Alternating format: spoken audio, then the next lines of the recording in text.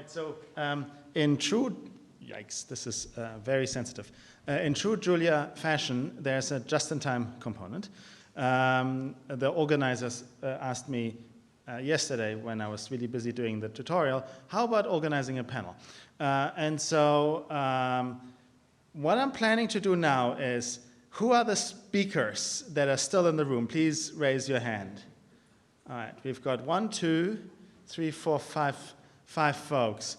Well, Sam, you should have, you were a speaker. So there's six folks here. And also the room, of course, isn't set up for panel-style discussion, which adds technical difficulties. What I propose we do is those speakers that want to be on the panel, and please feel free to want to be on the panel, please come down and we can have a panel about Julia for HPC. And if you don't want to, then I'll start volunteering you.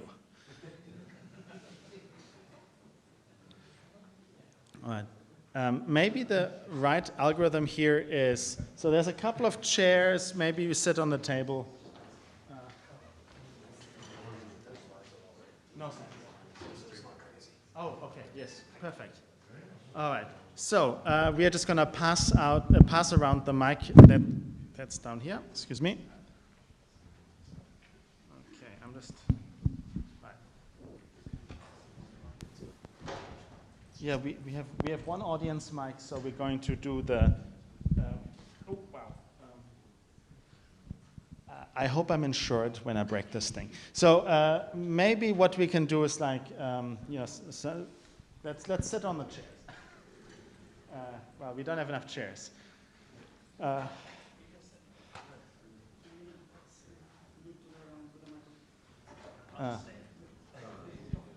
right. I'm going to check if it does reach. Okay, perfect. All right, so before the audience questions, my warm-up question to the panelists is, it's my standard warm-up question, so people might have heard it before, but what should the Julia for HPC community, if like you could name one thing, what should we be focusing on? And I will volunteers to go first.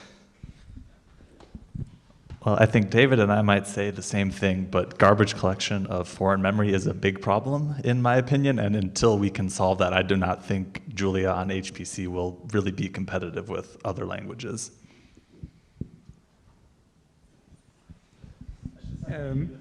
Yeah, I agree that, but I would not say it's not competitive because of that it is. We can still work around it, but it would be very good to solve this issue, yeah. Because we end up sometimes just deactivating the garbage collection. And that works if you really control how much memory you allocate, etc. But for other applications, like who do fancy things, it might not work. But also, just to follow up on the previous talk, I think the distributed, to have something like distributed instead of MPI would really be nice. But I wonder personally if it would not be possible to really just build something based on MPI, because you have so much functionality in there. You can create communicators, merge them. You can really do a lot of things. So you could maybe build something like distributed based on MPI.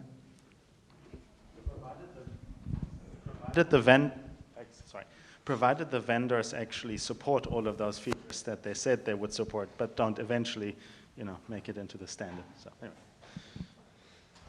Yeah, so going back on garbage collection, one of our talks, we presented Kimmerer JL, and we've talked with the Dagger team in the past, and we both share the same issue, that the garbage collection of foreign memory objects within Julia it's not great.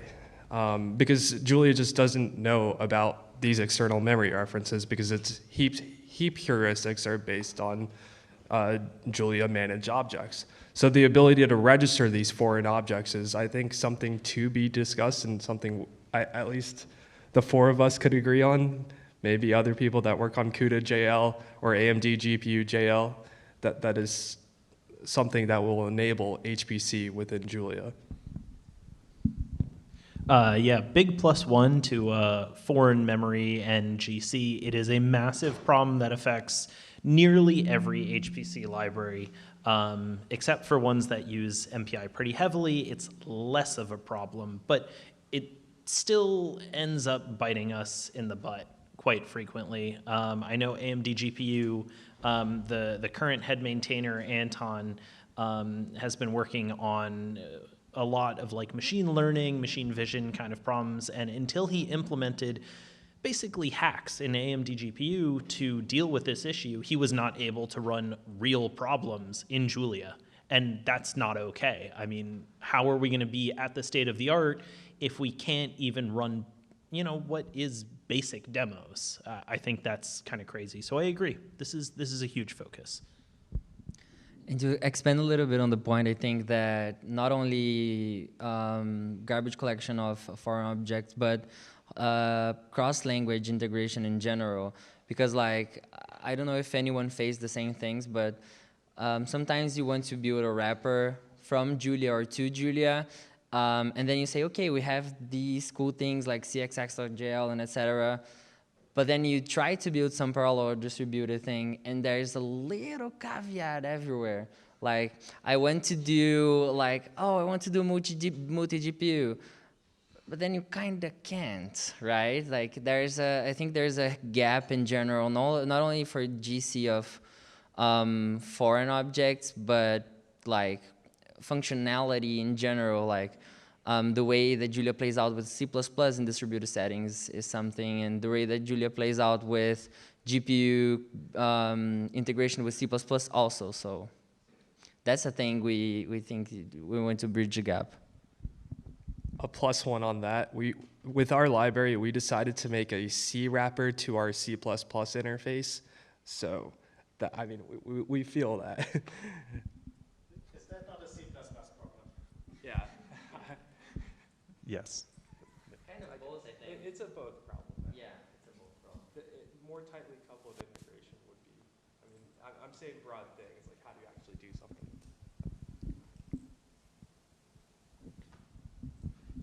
One other thing that I think could get improvement would be debugging GPU code. That it has gotten quite a lot of improvement, but it's still not as nice and easy as with CPU code at all, right?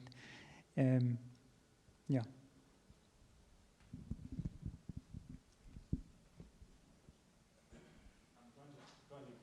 From the mic.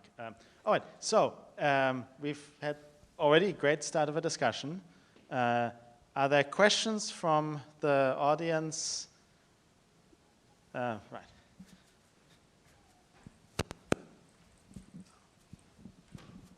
need to get your steps. I don't know if it's a question, but just to follow up on the MPI versus distributed. I'm not sure how much the issue is that MPI is so bad as a programming model, but kind of as Sam was saying that I think there is some room for just improving the developer experience. And one thing that I've been also having chats at previous JuliaCons is that it would be really nice to have REPL or notebook-like tools that you can easily use with MPI, that you can for me, my dream would be in Pluto that I can just set at the top MPI processes equal to 4, and then each cell will run on each MPU process and give me the 4 outputs. And I don't think that exists in any ecosystem. I mean, there's some running with TMUX panes, but I think just having more interactive tools to work with MPI would be really great for anyone working on these parallel codes. So I'm going to use this as a little bit of an excuse for why. The reasoning for that is what happens if you do an MPI collective operation. What happens if you do an MPI collective operation is that you have to wait on other ranks to go do stuff, right? It's collective. The problem is, what do you do while you're waiting? Well, in MPI, it just sits there spinning in a circle. It does not yield to Julia's scheduler. It does not allow us to do anything useful. Can we start other threads? Sure, we can do that as a hack. Can we do all kinds of things that are hacks? Yes, we can do those. But the problem is that the the way MPI is implemented and the guarantees that I guess the standard provides are just not enough for modern day concurrency. I mean, you reference the REPL, you reference notebooks, those are highly asynchronous environments. Dagger is one of those examples, but even just talking about the REPL or Jupyter, if Jupyter, for example, has some MPI integration and say it's, you know, doing some stuff in the background, the moment you hit an MPI collective, well, all of those things come to a halt. And now MPI is kind of putting you in a bad place. So not to use that as an excuse, though, there are things that we can do. MPI Cluster Manager, for example, is one of those where it provides a distributed .jl interface over MPI, and that actually can work really, really nicely for code that you want to write in a distributed style but still gain the benefits of MPI. And also, I mean, we could probably do something where, I don't know, we run on each MPI rank something in the background that connects, you know, provides a REPL on each rank. Maybe that's possible. People need to investigate this. I mean, they need to try it out and see if it's feasible, but just beware there are problems with, you know, integration between async and MPI that'll come up. So if you want to do MPI in Pluto, you can check out Valentin Churavi's RSC course on his website, and he come up with a MPI macro where basically you can put in a Pluto notebook, and under the hood is spawning an MPI process or like a. So it's nice because you can write your code in the notebook. Of course, it's running somewhere else. So it's a hack, but it's a nice hack, I will say. So if you want to really use MPI in Pluto, you can try this.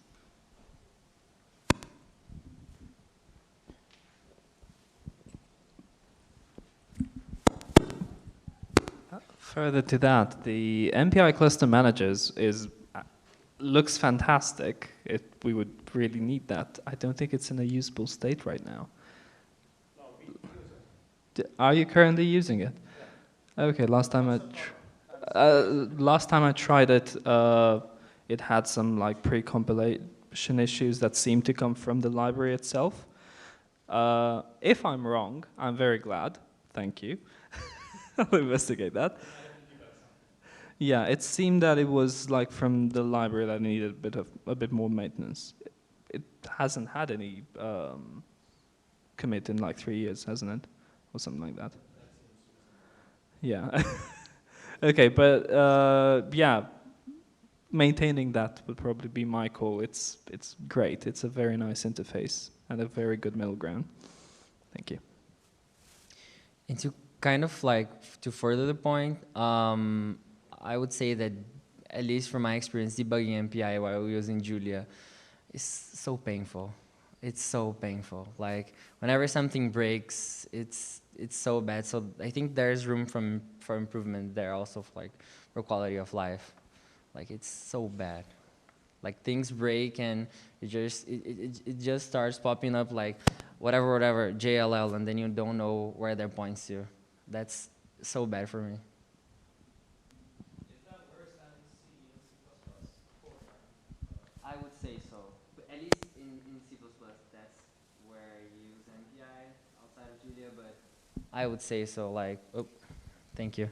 Like, when things break in Julia, I don't know if that's a wrapping issue, but like, the stack trace is one of, yeah, yeah. And just having better integration with like symbol translation to figure out what these Julia objects are.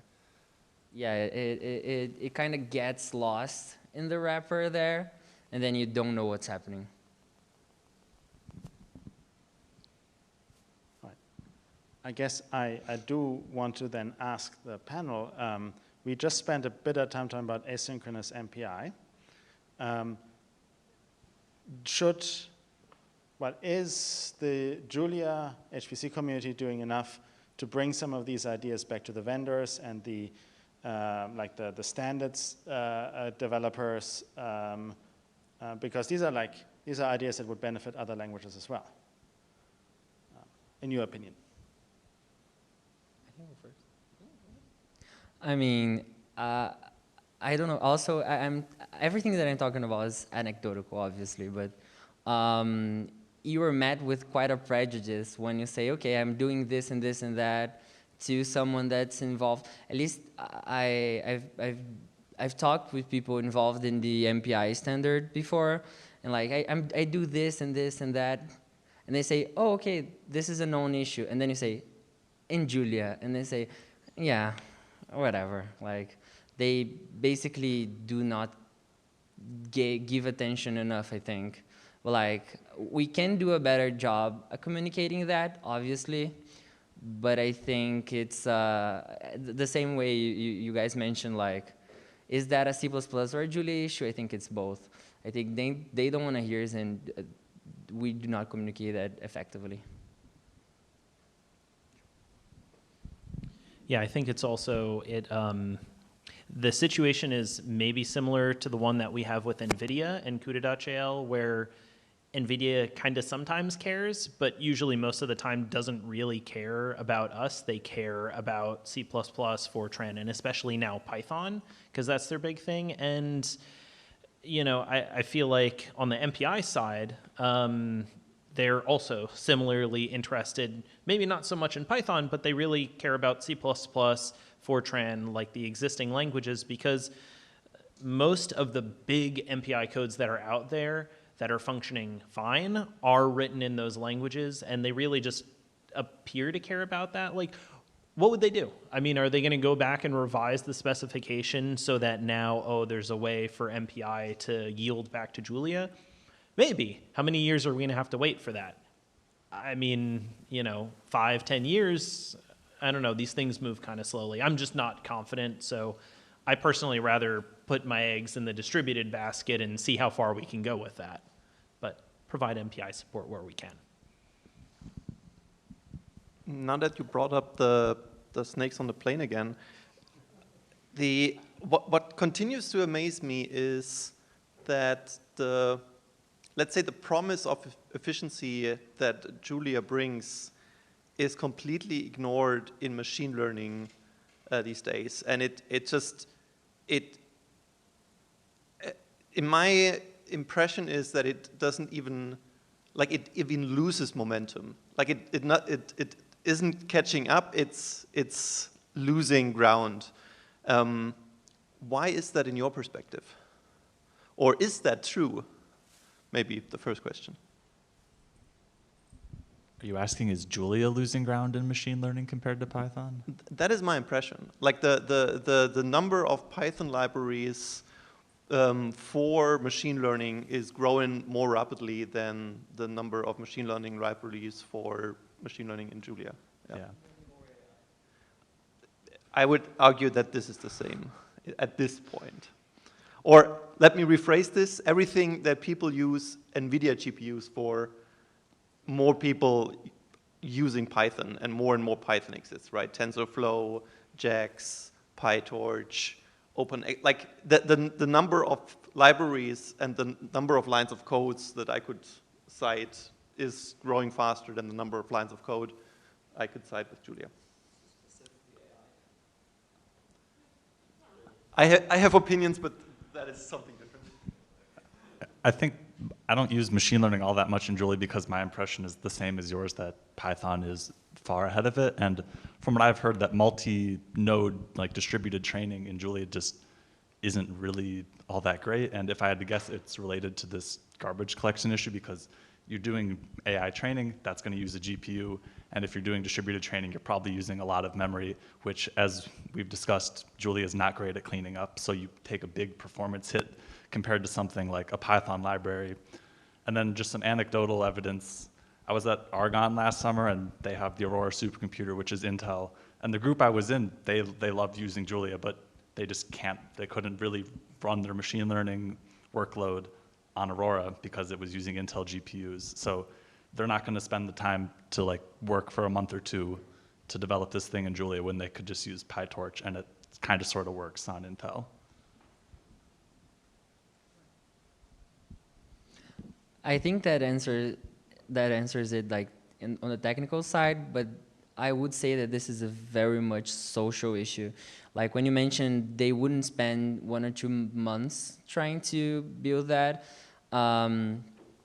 we should have a community that already built those, basically.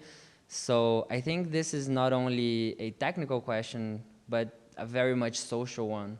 Like, how do you expand community, or how do you convince people to build these features that are supposed to build them? Because, like, we know for a fact that AI specialists or ML specialists, however you want to call it, they don't want to build these things, and they shouldn't, obviously.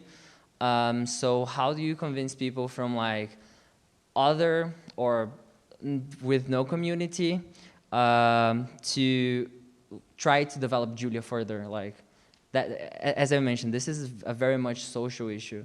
It's a convincing issue.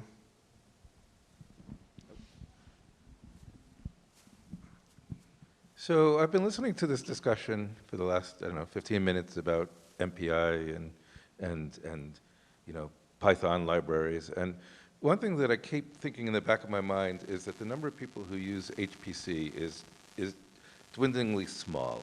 People do not use HPC. So the fact that everybody in HPC is doing this is irrelevant to me, because it's not very many people at all. To me, the right question is, how do you get a lot more people to use HPC? So instead of focusing on MPI or not MPI, I think HPC community has missed the right question for decades. How do we get more people to use HPC? I believe, I'll give you my own answer to this, is we have to make it a lot easier to use. And that's hard work, right? It means don't focus on performance like we've been doing for decades. I mean, don't ignore performance, but don't focus on performance.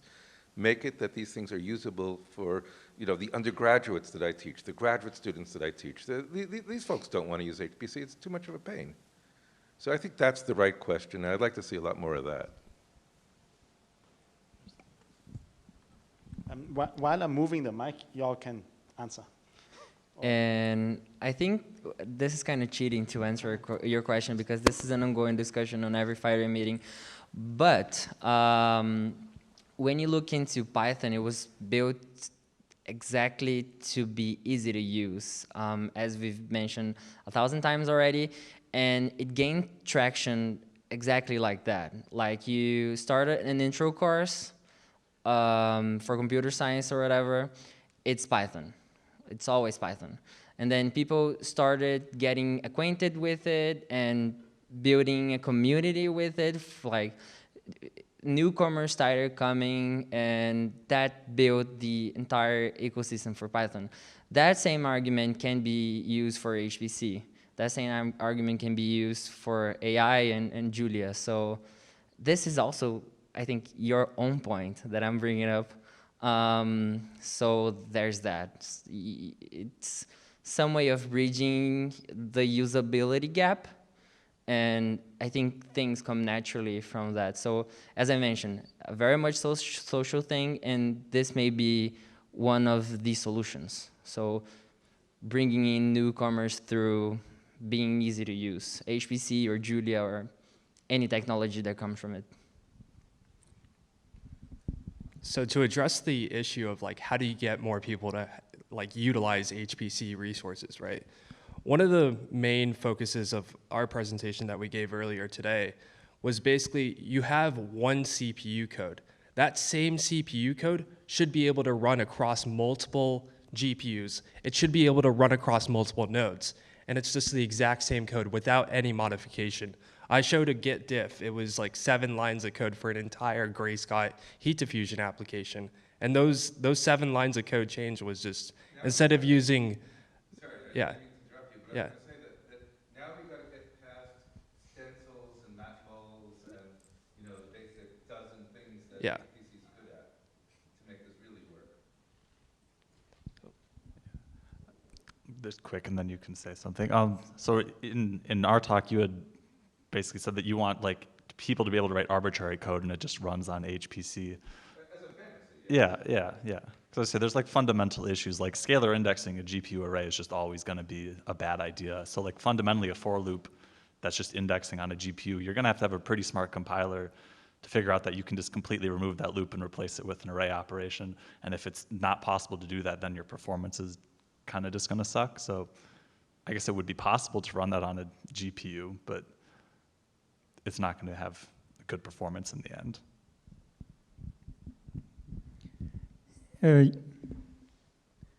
Yeah, I guess to get more people to use Julia for HPC, I guess we need to do really, really well, not only as well as Python. So we don't need to only make things simple or whatever, but be so much better to get people to change, to switch to Python, because people always come, why should I switch? This is really worth it. But I think we can, right? We can, because we have the performance argument in addition. We can say it's as easy as Python or even easier. That's always subjective. But if you have the performance in addition, you can say it's 10 times faster. Then people will change more easily. And to come back to the other thing about AI, I believe there one could maybe also get more people to switch to Julia if we can improve the still further the usage of Python from within Julia. Of course, there are good tools like PyCall, Python call, but it would still be possible to improve. If it would be really just as easy to use Python from within Julia as from Python itself, if there's these conversions, etc., of data types or whatever, it would be just kind of no problem at all. Then I think also the AI people could more easily be attracted.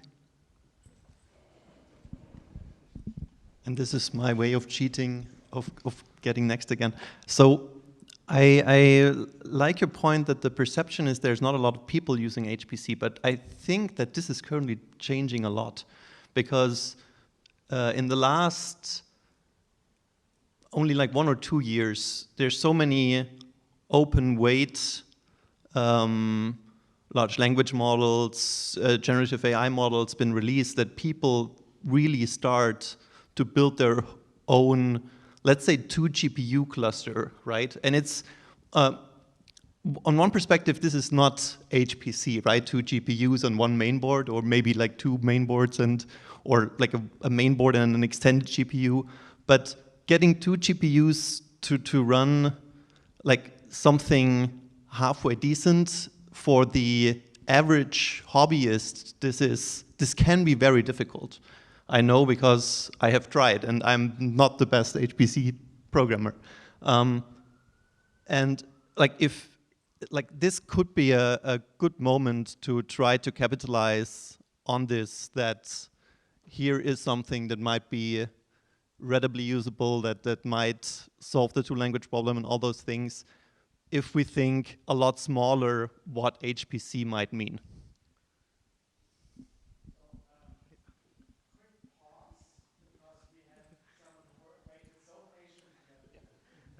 I'm actually really glad this topic came up, because I'm not an HPC user. I'm a data scientist. I do machine learning, big data, et cetera.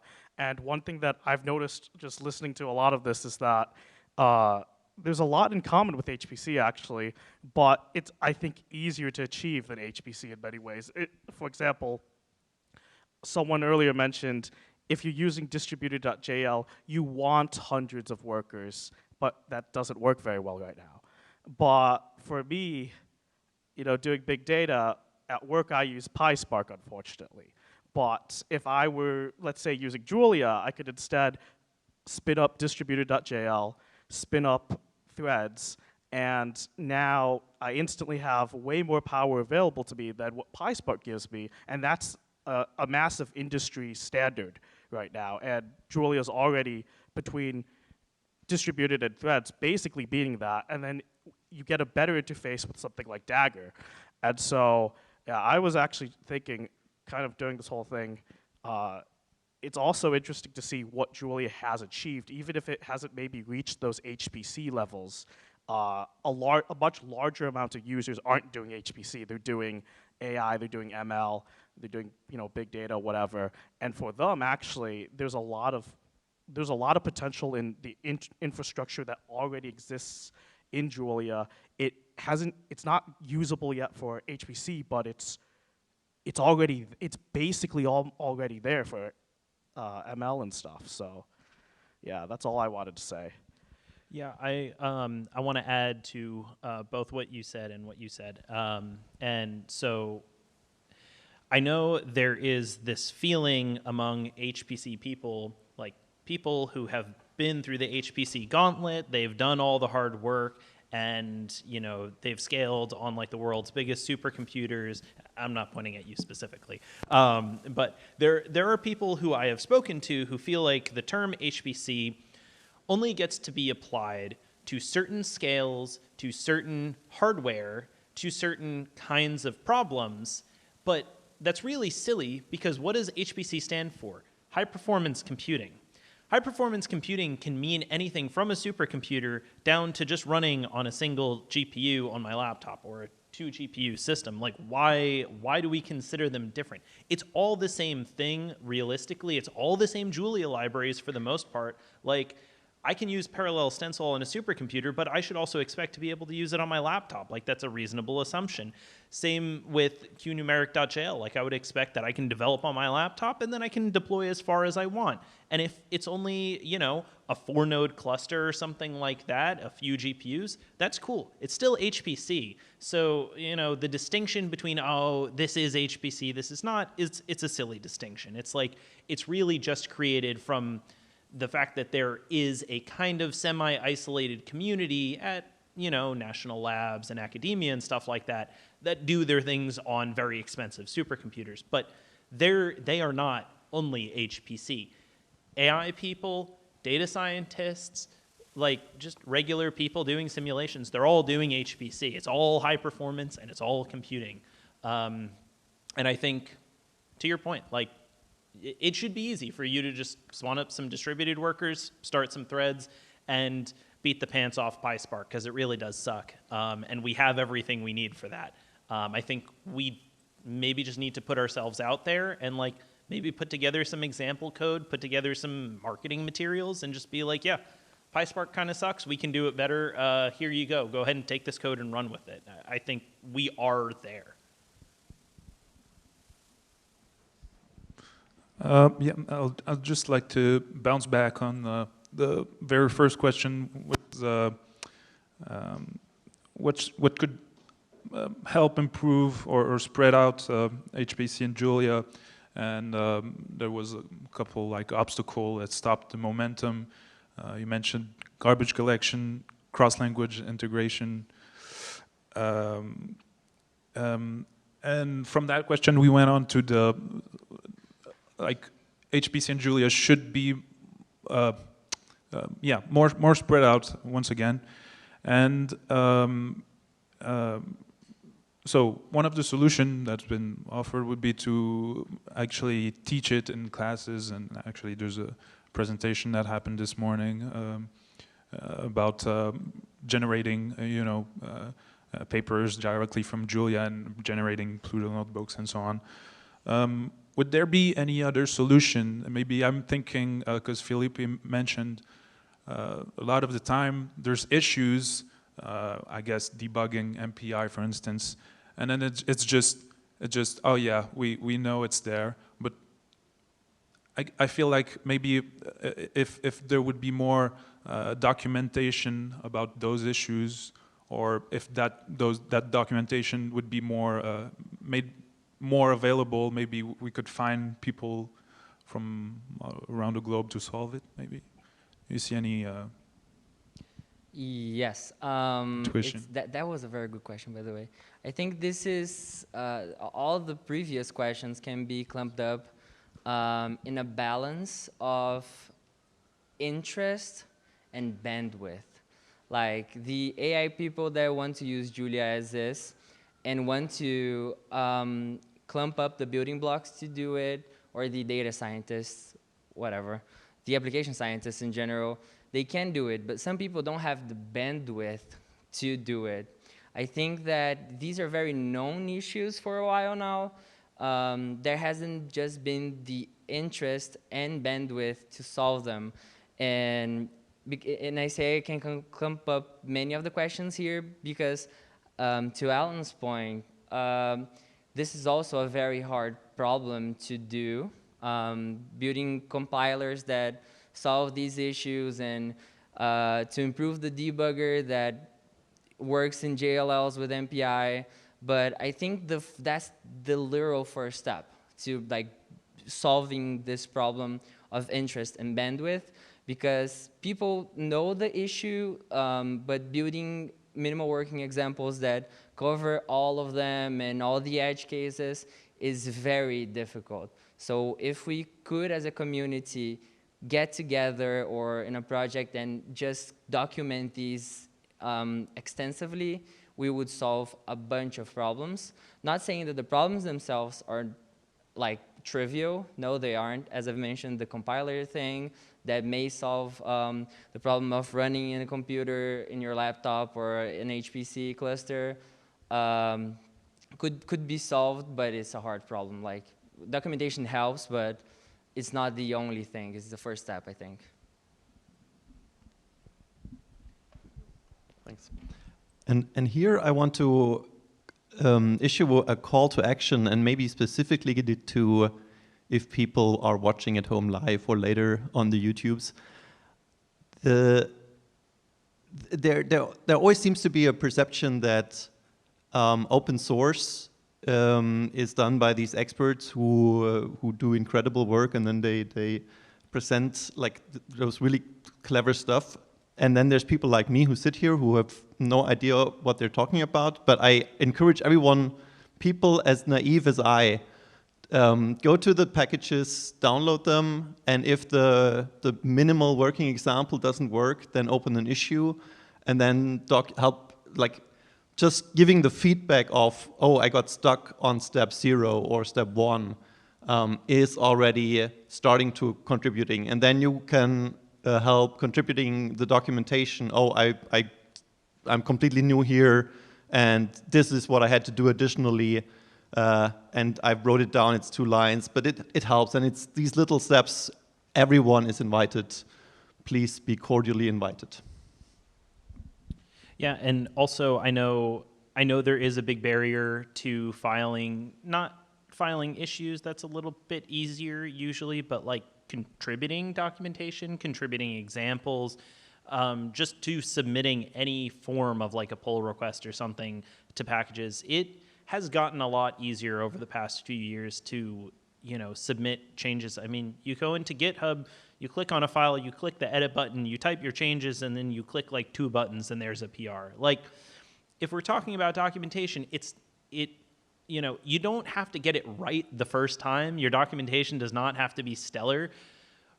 The fact that you're even putting in the effort to just try to improve things is so much appreciated by package maintainers, because we just don't have enough time. We don't have enough focus on those specific issues that you're encountering, and we want you to help us out and just, add some documentation or even just file issues. If all you have time for is filing an issue, that's great. If you get a chance to come back around and actually go fix that issue, even more appreciated. And it's really not that much work. And if your first, pass of documentation kind of sucks, there's typos and, punctuations out of order and the spacing's not perfect, who cares? We can fix that for you. We can just push a fix up, or you can fix it later. Like, it doesn't matter. Just like, if you find something that's broken, that needs fixing, that just needs announcing, just do that. Don't be quiet about it. Let us know and just work with us, and we'll work with you. And to make your case stronger, also, a little story. I came up to Julian 2.5 to 3 years ago. I was an application scientist, and I said, oh, this looks cool. I want to do that. And all of a sudden, all I did was say, hey, what does this do? What does that do? This is breaking. And then through that, he not only fixed the issues that I was having, but I learned from it, and I think I am a part of the community now. So it's good to have people that know nothing, which was my case, poking things, and having them simply explode. And then I went crying to Julian, and that was fixed quickly. And that was testing by the developers is done, obviously, but it can not be extensive enough as a user doing their thing and breaking stuff. So this also makes your case for like first step documentation or first step issuing or first step slacking, like send a Slack message, hey, this doesn't work at all, fix it. Just one short thing on that. I believe that extends also to feature requests. I mean, we want to know what people are missing, right? And it's likely that you're not alone who is missing some feature. So we have a queue of 3 more questions, and I think that's the end of the queue. So please, last questions. Right, thank you. I was really interested in the question of Professor Edelman about the adoption of HPC and how easy it is to get into it. I would be very interested in hearing more specifics, as in at what level do you encounter these problems? Is it accessing HPC resources or the arcane knowledge to get it running, or is it something Julia specific, or all of them? I would say that most domains have trouble with adoption of HPC resources, including in C, C++, and Fortran. I would say even more so than in Julia. I mean, it's a bit of an arcane knowledge, isn't it? You have a few HPC wizards at every university, and then that's kind of it.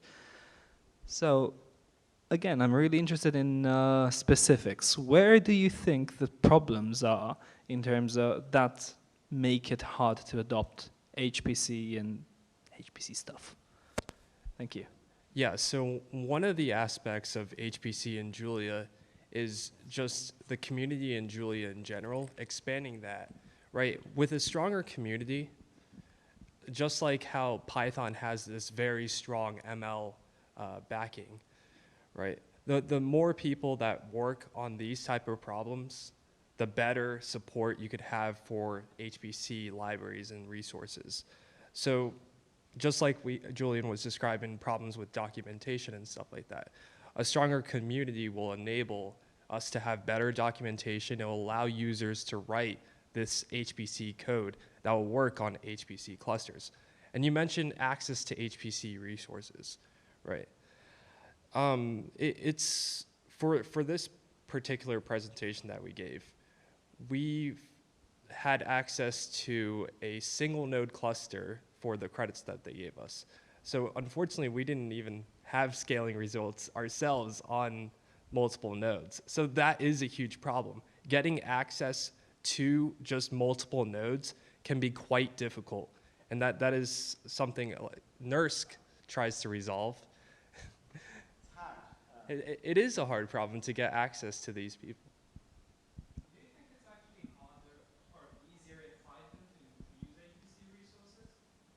My impression is no. So like I've used MPI 4Pi and like HDF5 in Python, and my impression of the documentation is it's just like it's very bare bones and it's kind of just like good luck. Like we wrapped it, but we're not really going to tell you much about how it works.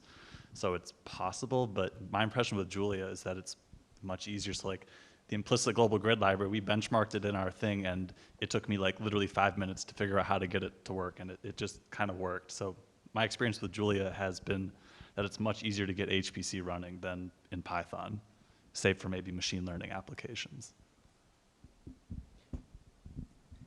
Yeah, I don't actually think that using HPC with Julia is difficult or more difficult than with others. It's just the opposite. I believe it can be very easy.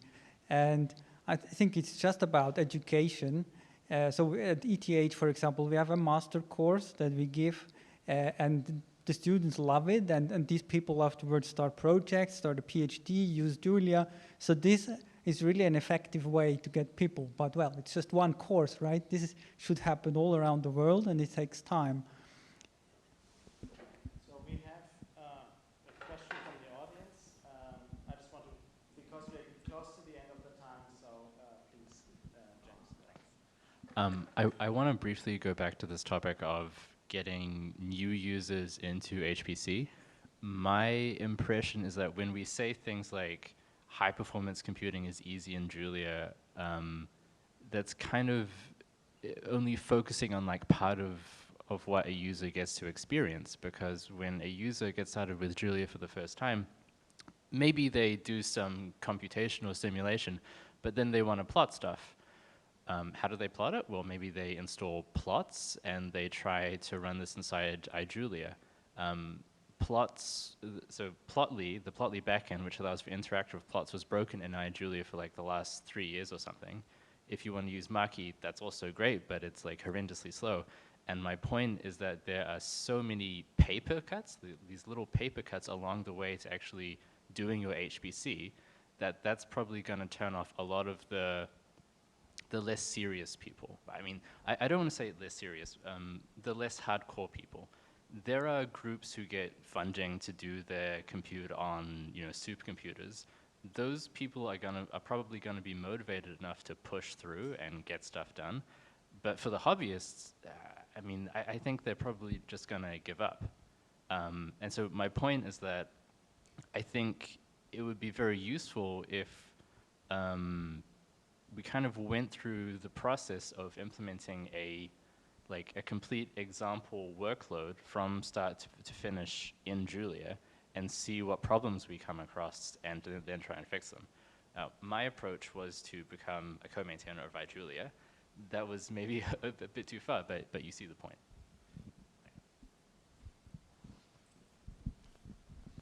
And on this point, I want to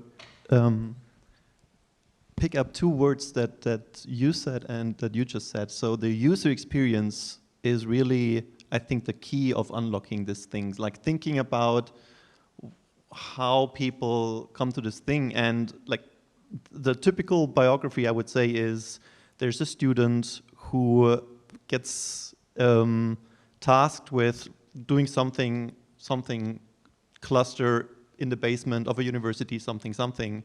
And then there's this one helpful admin that gets them started. And then there's a PhD student or a grad student or what have you, and they also help them along. And now I get back to what you said.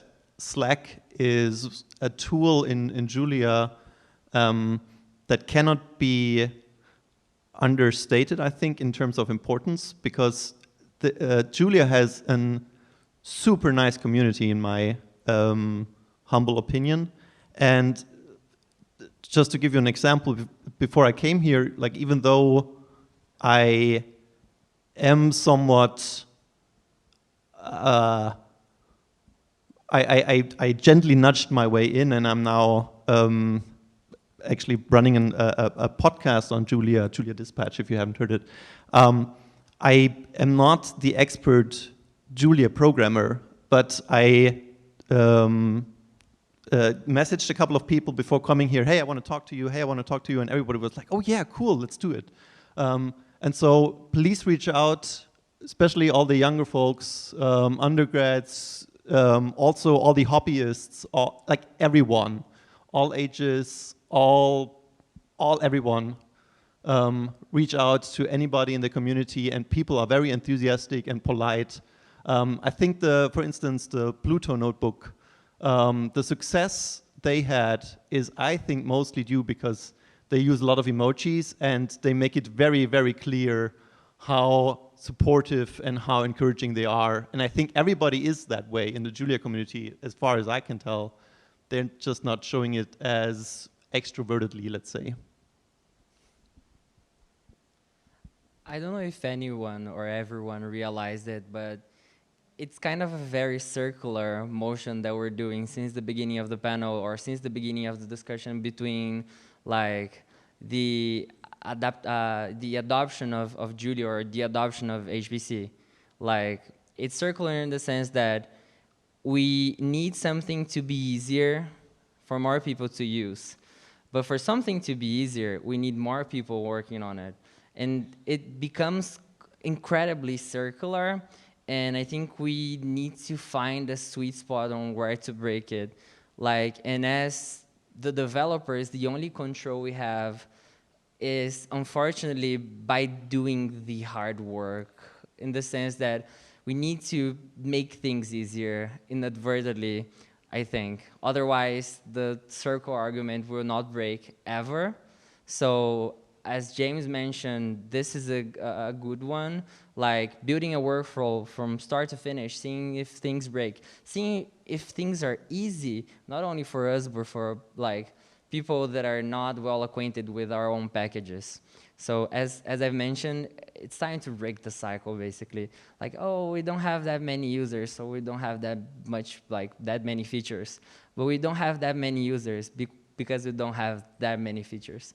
And the only way we as developers can break it is to, like, try to make things easier. Like, reaching out to the community, I think, is good, definitely. It's great, but I think won't solve the problem in on itself. Yeah, I mean, I think the big issue with Julia that I find, particularly in astronomy, is is just the marketing issue. It's a cultural issue. I mean, we cannot get money to do Julia in astronomy. It just goes to Python.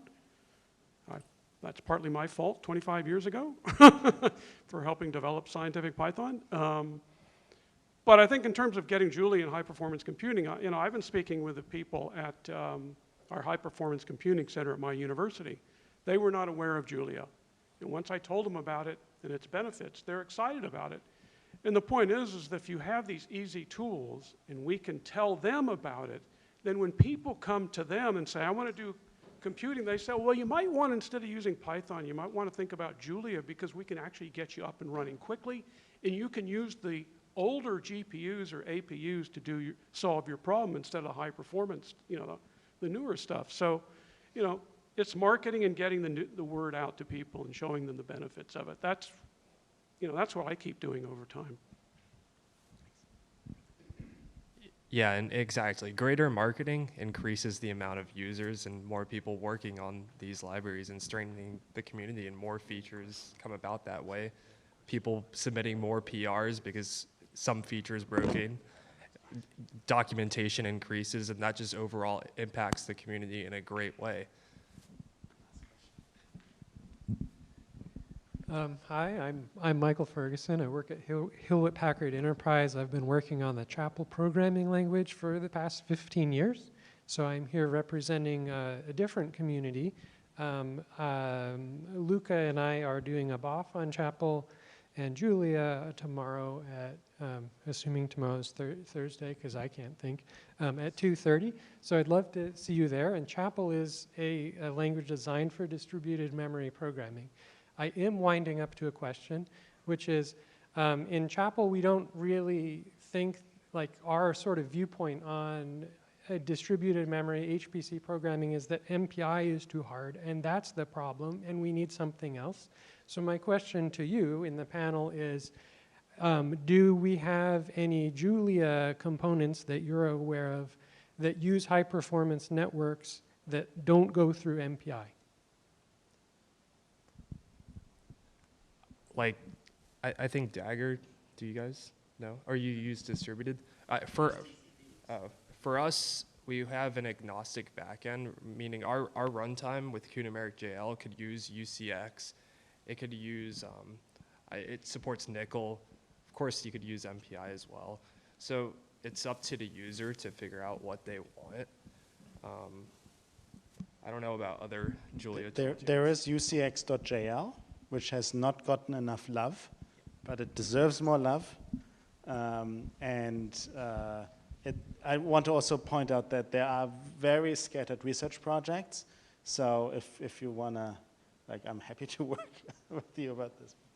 Yeah. I think another solution besides distributed and Dagger, etc., are also packages like implicit global grid, which I'm developing, which uses MPI to create something very simple for a particular kind of problems, right? In this case, Halo updates, and we need to do standstill computation.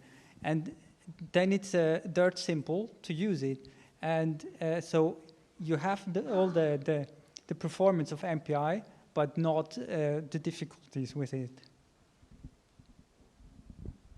I will second that. Implicit global grid is dirt simple to use. Yeah, I mean, we showed a graph, and you guys destroyed our performance for our greatest copy diffusion. Last question, I promise. All right, I just wanted to bring up and ask you to draw some comparisons between your experience and what I like to say about the experience in the jump community. So we had like a big twist in both like quality and maintenance and going ahead of the project. As soon as non-focus went in, we had Oscar full-time on that, and we had all these nice plots where the issues just dropped. And so there were a lot of enterprise support. I myself was paid some hours in the company I used to work for. My supervisor was one of the core developers, so we had a team that contributed to Jump, and we saw this coming back as it worked best. As Jump came to a point where we were even able to integrate this with MPI and to distribute it and Jump together. So this is super nice. And on the other hand, we had some partners in academia that were starting to teach optimization courses in Jump.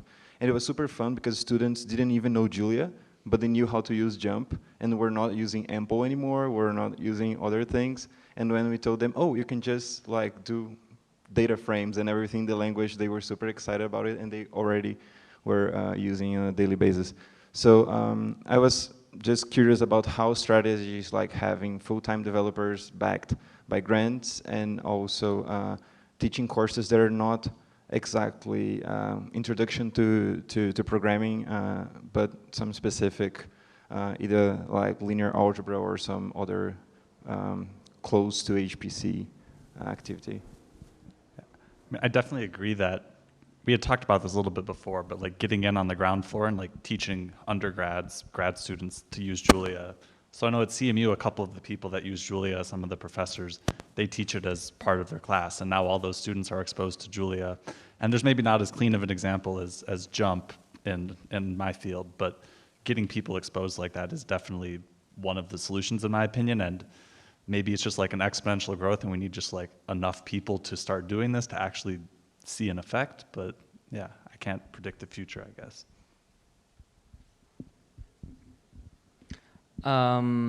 One thing that's good is trying to bridge other communities. This is a weird question, but are you Brazilian? I thought so. The thing is, there's a small, like really small Julia community in Brazil, but it exists. We're trying to push a Portuguese first book in Julia for like CS 101. So I do agree that the basal courses are the gateway to Julia. Like, as I've mentioned with Python, like people start using Python and then they start like getting acquainted with it, and it's the first language. Like, I still can write C code, pure C, because even though I haven't touched it for 4 years, that was the first language that I learned computing, and the concepts are kind of engraved in the way I do things.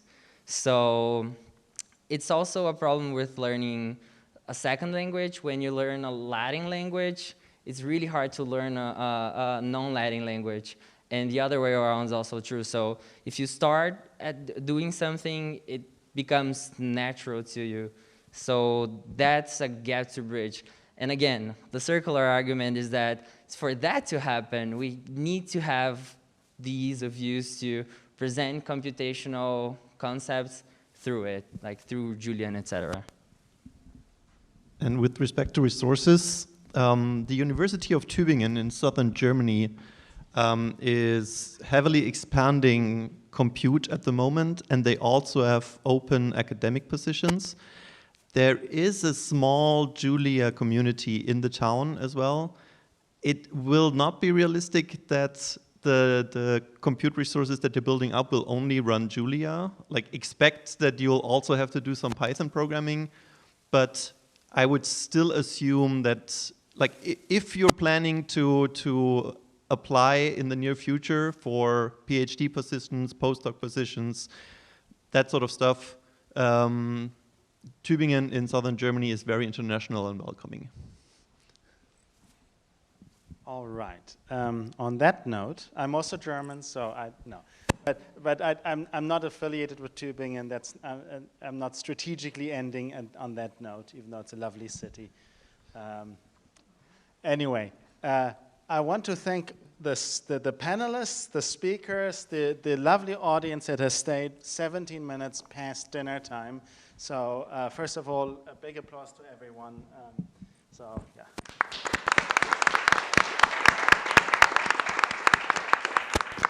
There will also be a HPC BOF on Friday, and again, it's wonderful to see the fact that all y'all have stayed around this long means that there is still great enthusiasm, and I'm also going to plug the HPC community call. There's a European time one as well, and you can find that on the Julia website. And with that, please, have a good dinner, and we maybe discuss some more later.